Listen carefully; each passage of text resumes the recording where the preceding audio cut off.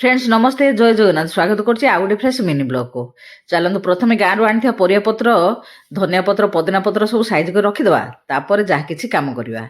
झील आनी देदेला जलखियाटा ताकू टे खाईदेली झील पलैगला ड्यूटी खाई सारा परिया पत्र कटाकटी कर बसईदेली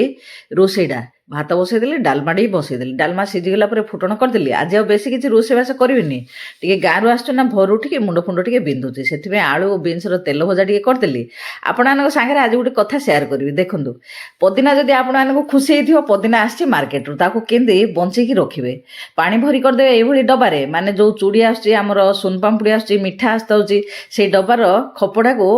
लुहा गरम करके फुटेदेवे ता देहरे पानी भरी करके गछ लगेदेवे मौसा आनी गछ देखु मुझे लगे सप्ताह तले केते सुंदर पूरा चेर भरी जाइए आपण मैंने भी ये लगातु खरा दिन में तो किसी ना सरबत टे करहब ताकू रखिदेवे कौन झरका पाखे पवन टे खरा टे बाजिला बढ़िया पदिना गछ हो।